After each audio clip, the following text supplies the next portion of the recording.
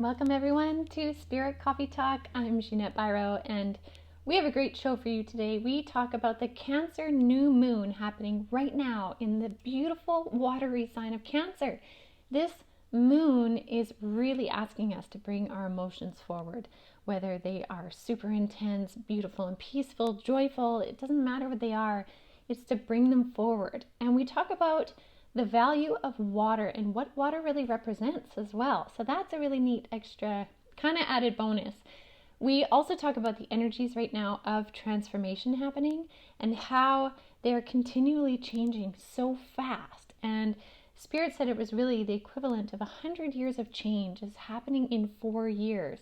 And this 4 years started in 2020. So if you think about that, every couple days, the energy signature on our planet that we're tapping into is changing, which means that's a lot of work for light workers. So we talk about all these kinds of things, plus how to deal with it, how to move through it. We had a bunch of personal stories with humor and laughter. So I really hope you guys enjoy the show.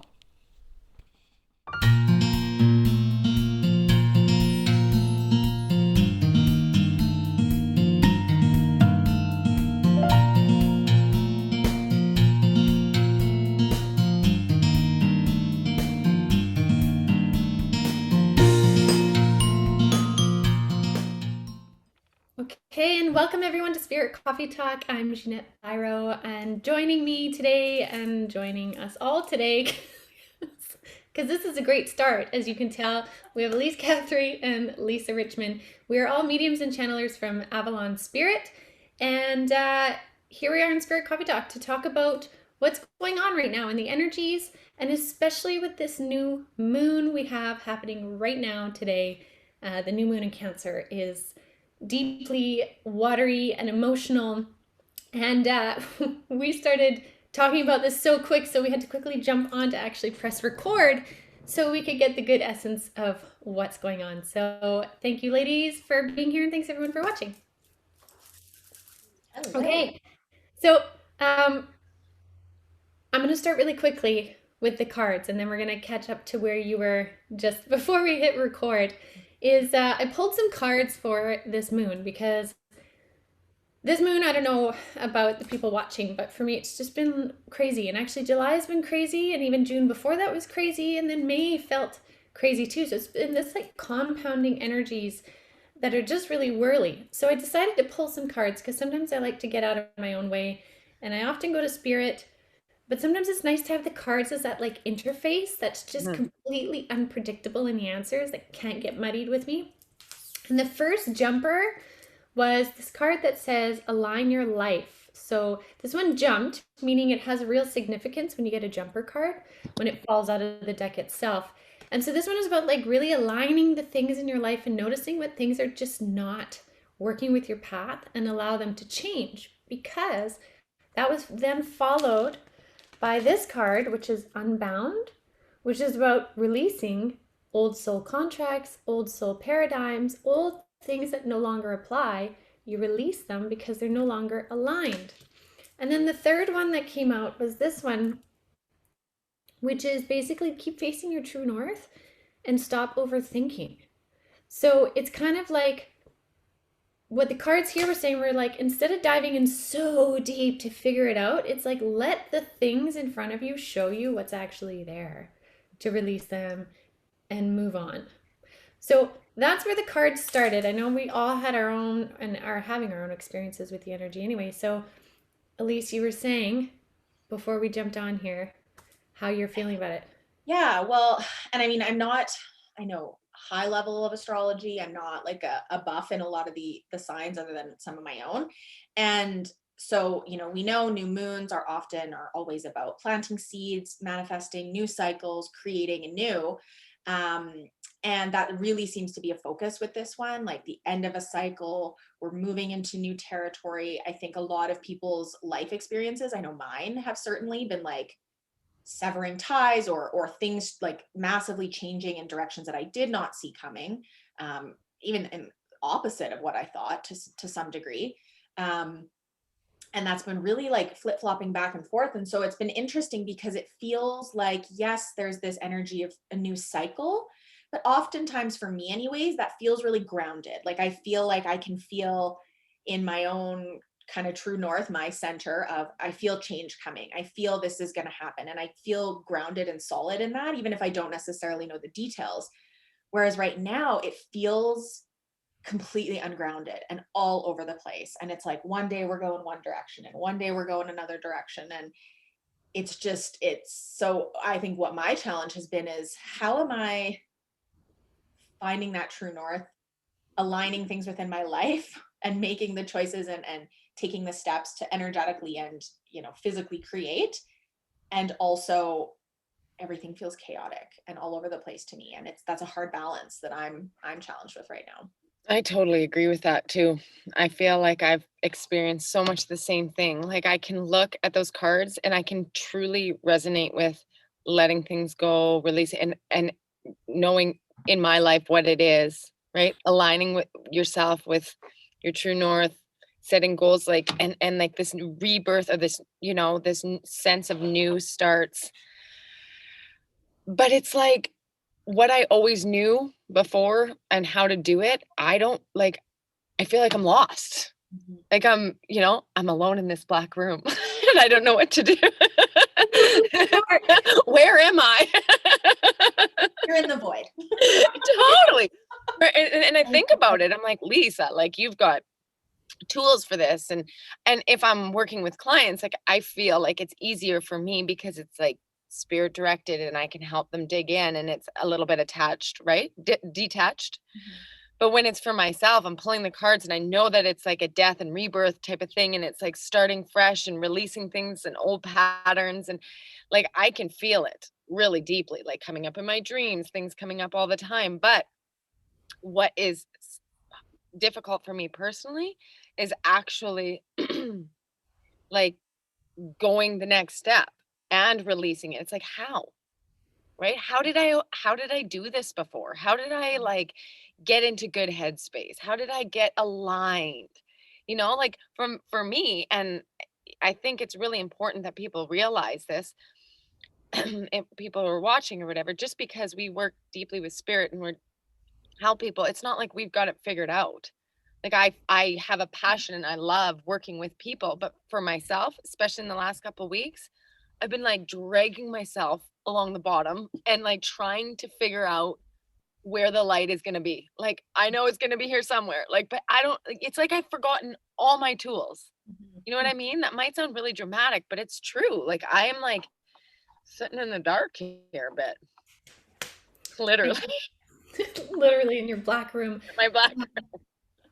I really understand, and I know we've had different conversations, the three of us, in different ways of what the energy is like right now, and it really is like this in between.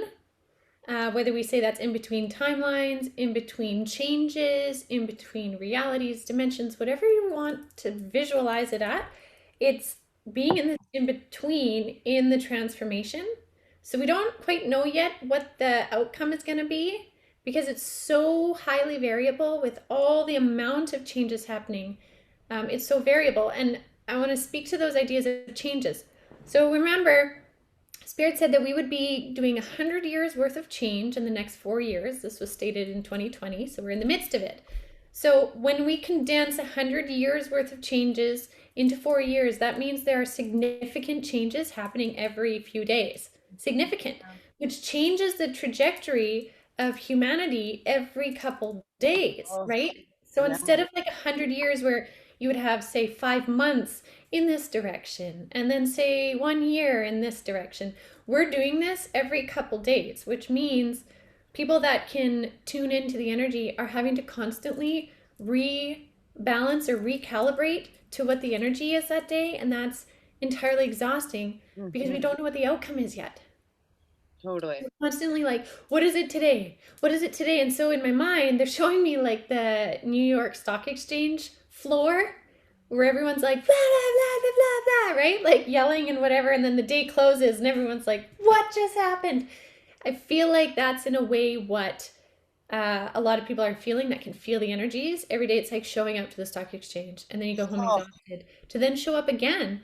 Um, And to not know what the outcome is when we struggle. When we know, like, I'm gonna have to work my butt off, I'm gonna have not enough food, I'm gonna be cold and whatever. But if you know it's gonna last 20 days, and then on that day, you're gonna have a big meal, comfy bed, like you're willing, because you're like, Yeah. okay, I have perspective and I have a goal. When we don't know, even if say it was only 2 days away, but we don't know it's 2 days away, it's so taxing Yeah. on the everything. And so that whole long-winded monologue here is I feel what being in this in between or this void or Lisa's dark room is really about. It's the Totally. knowing what's coming because of it. Hmm. Yeah. I've been having this visual that they've been showing me, two separate ones that have been just like popping in day after day. And um, one of them is like a moon man, like a astronaut guy, just like floating through space. Like it's just like, so when you were like, I'm in this dark void, like in my black room, Lisa, I'm like, that's exactly what I keep seeing. Is I'm just like, like just That's, floating around, like I don't know what's going on, but we'll just that's how your dad always shows up when I see him. yeah. And he actually, it's funny, he on his email signature, he changed it forever, like, you know, and it says like sent from your iPhone or whatever, he changed it to sent from space. That's what Yeah. he always, that he did that before he passed. Yeah, it's, so I don't know why, but yeah. And then the other one that I keep getting shown is the book The Surrender Experiment by Michael Singer, so the same guy who wrote The Untethered Soul. So Yeah. it's like autobiographical autobiographical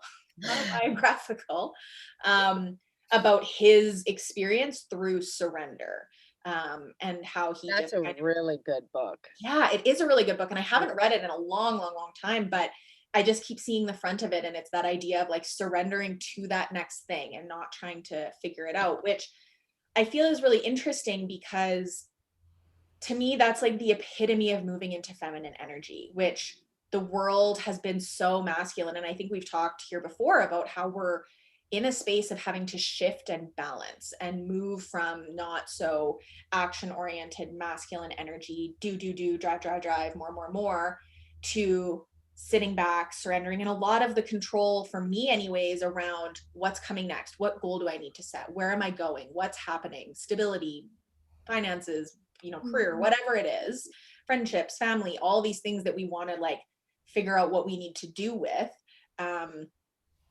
is from a masculine place. And Yeah, so I agree. And you know what else for I find personally is the thing about being intuitive is that it's like a go-to set thing where I'm like, okay, just let me check in, and I feel like that is where I reside, where I'm like happiest, when I can go into fifth, sixth dimension and like communicate and get clarity. And when that door's closed, like I'm not saying it's completely closed, but like there hasn't been a lot of like distinct answers. Like I keep getting trust, free fall, like just surrender kind of thing. And I'm like, no, I want answers, spirit. And if you can't give them to me, I'm out. But it's because we're so used to being able to really be intuitive, and like we're getting such general answers that it can be like, take my deck, my oracle deck, fine, yeah, I'm out. I pulled a card the other day. I was asking one of the million questions that I've been asking, and it was like, why are you asking this? And I'm like, sassy much? Don't ask me why. Card up, bro. Stupid cards. None of your business. Because I want to know. Okay. You know what? That's funny because yesterday I decided to like really, we keep talking about like dive into your emotions, walk into the fear, don't run away, don't numb yourself in whatever ways, TV, whatever, feel it. So I decided I'm like, okay, I'm gonna really, like feel this. And so I wrote this letter to spirit. And I'm really grateful, but then I expressed some frustrations, right? And what I was angry about. I was like, this is not okay. This is what I'm feeling from the human perspective. I wrote it all out. And I was like, yeah, that's right. And then I was like, okay, I'm going to really make this a ritual and embody the whole thing so I can move through it, right? So then I go into my backyard, into our fire pit, and I decide I'm going to light it on fire so that it turns into ash, is released in the ethers, like symbolic and all this stuff. And so I light it on fire and I'm trying to release my energies with it to be clear for the new moon. And then the wind comes in and it all turns to ash, and I'm like, wow, that was actually really beautiful. Like, okay, that spirit heard me. It felt like the wind came in to like scatter the ashes, and I was like, beautiful. So then I go take my daughter to dance, and I come back, and like there was one charcoal log in there. I come back and I'm like, what's the smell of burning in my backyard? And like this log is starting to smolder and burn. And I'm like, are you kidding me? I'm like, I watched to put this out and it's like smoldering and burning. So then I had to go dump a whole bunch of water on it, made a biggest mess ever in my backyard to prevent what could have been this fire started, even though I did all the fire safety. Like, and I was just like, what the hell, Spirit? I was just trying to have a moment here.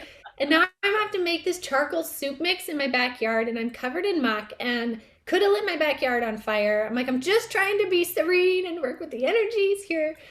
And I felt like just like That's a really funny story. Seriously. Yeah. So I hear you. And That sometimes spirit's response to you. Don't write me a letter like that. right? They're like, yeah, do you feel better now? I'm like, yeah, I do. And they're like, all right, I'm gonna smolder this log. Oh, it's funny. No, but I gotta say, like, I do feel that they heard, because I think it's important for people to know that like spirit's not gonna turn around and punish us. We might joke about it, but they're not gonna turn around and punish us. They're always gonna hear even our frustrations from this ultimate place of love and understanding, right? Like think of like a divine grandmother who, you know, a teenager is freaking out about her boyfriend who broke up with her, and the grandmother's like, just come here, and she's like, no, blah blah blah, and she's just like, let me give you a hug. Right, like this all-knowing thing. And I really believe that's where spirit's at, which is why I also think it's okay that we express both our gratitude and our frustrations, the light and the dark, because we are human beings experiencing light and dark. And if we only express the gratitude, we're missing on releasing the buildup of the other end of the polarity. Totally. Yeah. So that. And with like frustrating emotions, I often, because I think there's, you know, kind of a societal thing of like anger is bad. We want to be happy, you know, joyful and peaceful and all these things. And sometimes that can lose space for those challenging emotions. And for me, and, you know, I certainly don't have this down, because I was that person that was like, no, push the hard stuff aside and focus on the good. And I think, you know, it's the thing that I try and remind myself of, or people that I'm working with, is, you know, we have those quote unquote bad emotions for a reason, right? Like without bad, there isn't good. Without the dark, there isn't the light. And so if we perpetually try and, you know, spiritually wash away our negative emotions, I think we start to lose the ability to actually really feel those joyful emotions, which are equally as important in actively creating in your life. And when you talk about like the energetics and the science behind manifesting and creating anew and all those things, it's about what you're feeling. But I think that has to apply to the dark stuff as well. Yeah, and I totally agree with that. And I think it's more like a attachment to the perception of good, attachment to what that means, right? But like in all reality, I like feeling better than worse, right? Like I like feeling blissful and happy, and I don't like feeling like this. So it's tough to like, cause I know it's a conscious thing where I'm like, okay, sit in it instead of trying so hard to create what feels better, instead of like being attached to the good, have it more like of a neutral. I get that. I totally understand that. It is hard though. It's actually easier said than done. And so I think when people hear like release things that no longer serve you, you know, and really align with what is your true self, that's great. But sometimes it's like when you're sitting in the dark, you're like, how? You know, like how? Because right now I'm sitting in the dark, and if I'm trying to embrace this dark, like how? You know what I mean? So some of the like the functional parts of it is like try to detach from the perception of good and bad, right? It just is. That's And I think that we are trained and programmed from like infancy on, right? Birth, that when you're happy, that's good. Oh, don't cry, be a good girl, be happy or whatever. And so it's like such strong programming that it is really difficult to surrender and just sit in the thick of whatever it is without the attachment of one or the other. So like go easy on yourself if it's tough to surrender into it. Go easy on yourself if it's hard for you to figure out how to not be attached to being happy or wanting more or better. Do you know what I mean? Like it's a process. It's a process for everybody. Yep, I agree. And I think that also speaks to the value of tears.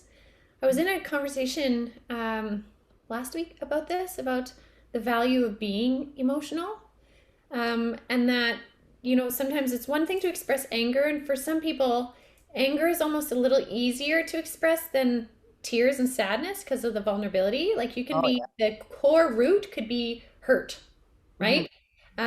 But for some, it's like, I'm going to be hurt, but I'm going to respond in anger because I'm safer that way. You can't come near me. I'm going to throw punches, right? Totally. Or literally, whatever. But then if you have the emotional side, the value of tears, the willingness to experience and then release tears. They've even done studies scientifically that tears will help to release cortisol buildup in your body. So when you have a stress chemical, just like cortisol helps to balance adrenaline, right? So when your adrenaline goes up, cortisol goes up to try and balance it, right? So it's like releasing cortisol. And then often tears will actually chemically help release, they've noticed, more cortisol in tears, especially in response to a stressful situation. So it's actually getting it out of your body.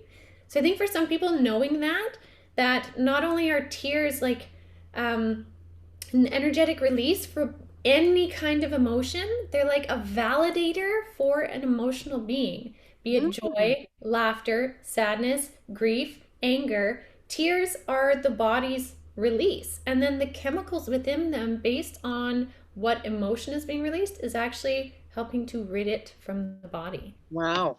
Yeah. And so there's a value in feeling the emotions, not just the light and joy, but the anger or even tears. It's not weak or anything. It's actually a willingness to release it from the body. I love that.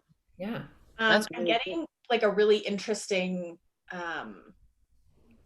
like connection being made in my mind around because to preface that, I had read what came up in my mind when you were talking about tears is I was like, oh, it's interesting because tears are, water. It's a liquid. It's, partially water coming out of your body, coming out of your eyes. And I was listening to a podcast the other day with a scientist who works around manifestation, and she was talking about how research now shows that when we get into a warm bath, it actually releases the same chemicals, the serotonin and dopamine in the body, as if you were getting a warm hug or like a long hug from somebody that is a caretaker or a loved one. And so then as I was like, oh, that's interesting. Like there's now two connections with water, and we're in a water sign, new moon. And there's so much focus around that's also connected to the mother, the feminine, and we're being forced to surrender, which is a feminine experience or a feminine energy of like trusting and surrendering. So I just think that that's interesting. You know what came up for me?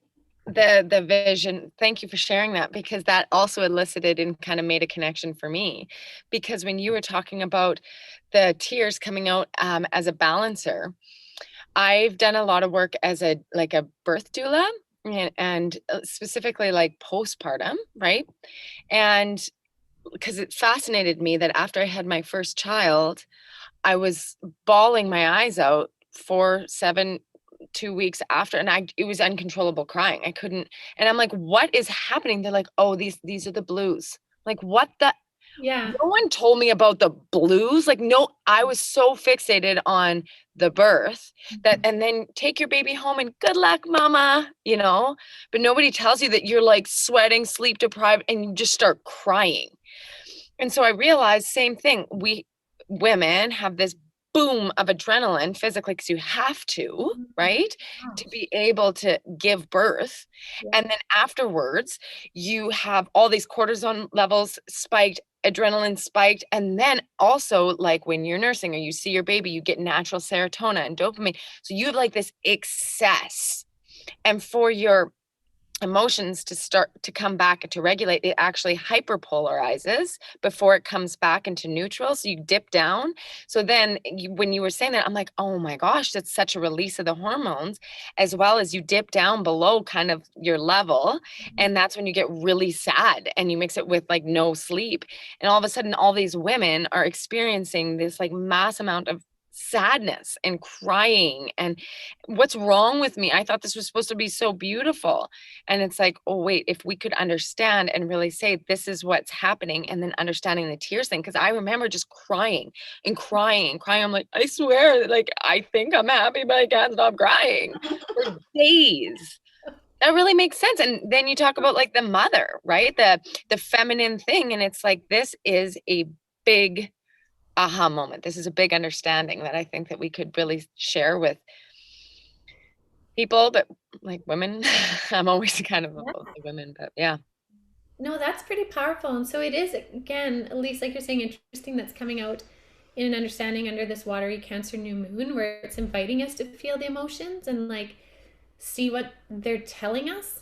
Because I think for a long time, being hard or in control and not emotional was valued as successful, Totally. as strong, as all that kind of stuff. But I think we're really having to unwind that, because I know for me, I got really good at being strong, meaning I'm not going to crack, I'm not going to be emotional, I'm not going to get angry. And it just kind of made me neutral. Mm.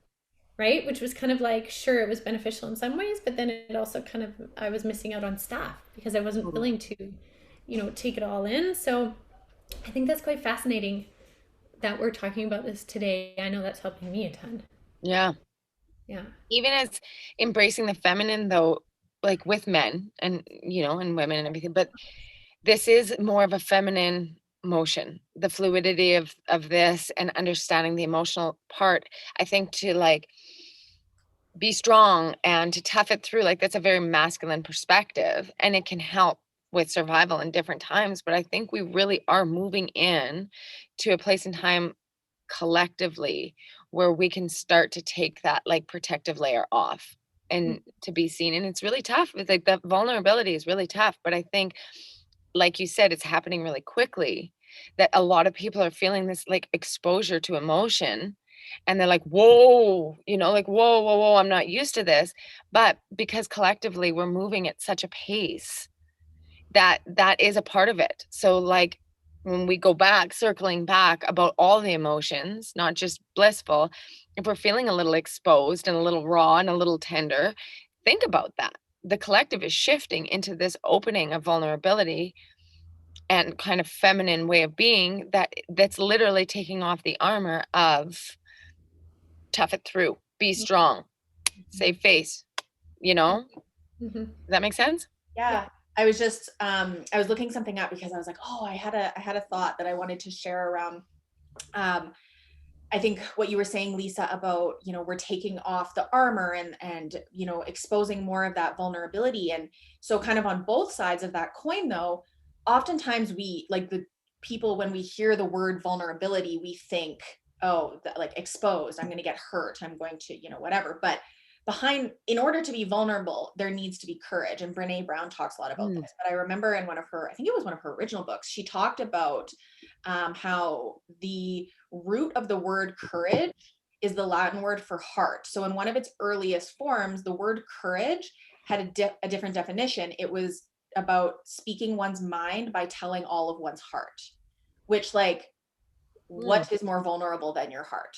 Yeah. And so really, like, we as a society, and in that kind of masculine hardened energy, and again, that's not a bad energy, it has to be balanced. And I think, And again, we have to say, we're not, just caveat here, we're not speaking gender, we're speaking polarity. energies of I have masculine, I have feminine. We all have both, and we all default, no matter your gender, more to one side or the other. So for me, I tend to default more into that masculine energy and have had to work towards that feminine side of myself. But I think as a society for so long, we've moved in that masculine energy and have put the definitions on those things from a masculine perspective, when Totally. really even that word holds both sides. It holds both energies. And so, even Ginette, I know you had talked about, like, I think, I can't remember if it was on your podcast or if it was on here, but about the idea of like that masculine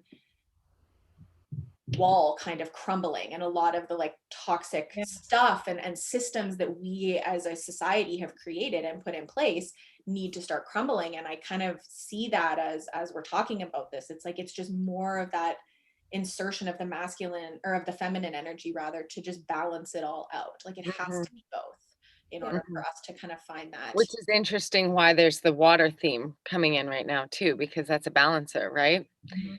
Even for you in your ceremony, you had to pour water on it and it made a muck, but it was a balancer. It's true, actually, you're so right. It's true. Maybe that was the point. Yeah. Maybe that was the point. So what would you guys say, considering these things that have come up? Like the card said, align your life, allow things to be unbound, and stop overthinking, right? So what would you guys each suggest, or what would be your tips from your perspective, the medium channeler perspective, for people to really work with this moon in whichever way? What's your thoughts? I feel like what comes up is like detaching ourselves from old programming, and that is right to the belief system that one emotion or one perception is better than the other. And so allowing for whatever comes up to come up, and maybe just observe from more of a neutral perspective, because a lot of our instant reactions to things is actually old programming that might not be aligned with actually your true self and your highest self. So I think this new moon gives us the opportunity to, one, sit back and rest a bit. And within that rest, we can not have to figure out everything, but allow for maybe when things come up to observe it and then understand that probably most of it is pre-programming and there's not a lot of having to do, not doing, but just experiencing. And that in itself can be real tough to just sit with it, right? But just allow yourself, maybe even if it's tough to sit with it, just become the like observer a bit to see what is old programming. Do I actually think this, or am I taught to think this? Have I always thought this because I thought it was better to think this or be this? So without having to figure everything out, because it can seem a lot, like how to detach what's best for me. Like take a back seat a little bit and just observe what's coming up. That's what I would say. How about you, Elyse?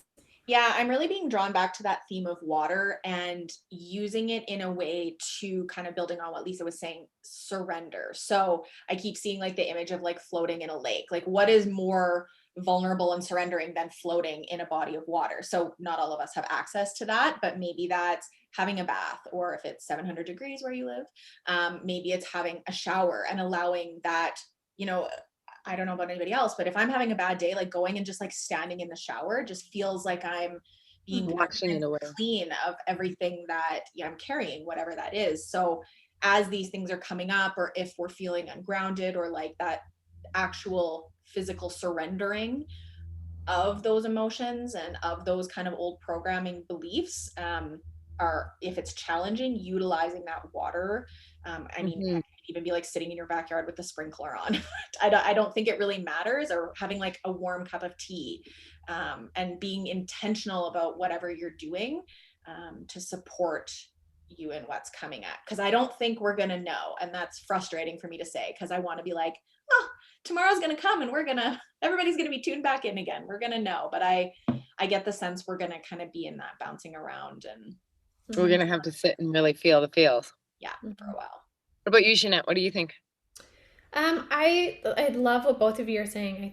I think those are huge pointers. And so the only other thing I would suggest um, would be to, when possible, if you catch yourself whirling in something, like you're feeling you're getting caught up in something, whether that be stuff happening in the media or a theme of what's going on, and you find yourself stuck in there and it's creating stress, that's going to be your indicator to like drop the reins and step back.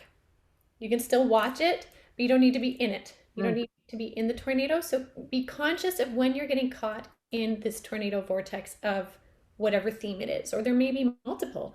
And if there's multiple, step back from all of them so you can catch your breath. And then you can, sometimes we don't realize we're getting caught into it. We just get kind of like sucked into it.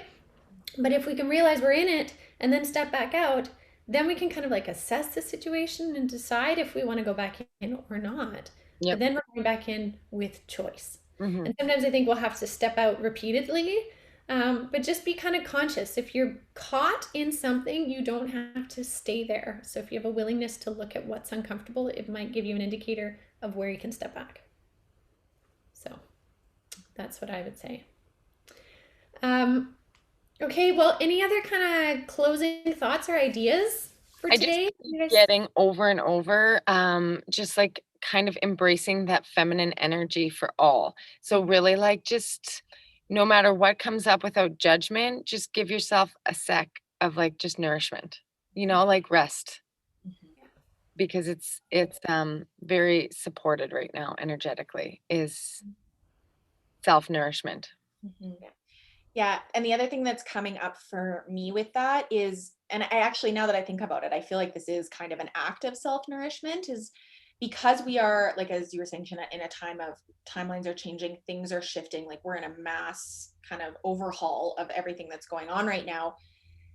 Allowing yourself to like really dive into what is it that I would want? Like if I could wave a magic wand and create the life or the relationships or the career or whatever it is that I want, and like allow yourself to play in that space. Because to me, that is, and by play in that space, I mean like daydream about it and believe in the possibilities and get excited about it as if you were watching a movie that really fills your heart up, and using that as a practice of self-nourishment, because not only is it nourishing to, believe and see toward the things that you desire, but we're in a very intense time where I think the sky is the limit as far as what people want and how they want to see their lives move forward. So like owning that and really like just jumping right into it, both feet in the water. Both feet in the water. Well, I love that. Okay, well, thank you guys so much for your insights and opinions and expertise and willingness to share, right? Like that's what I love about Spirit Coffee Talk is we're just talking about what's going on. There's no need to try and make anything sound really beautiful. It just simply is what it is.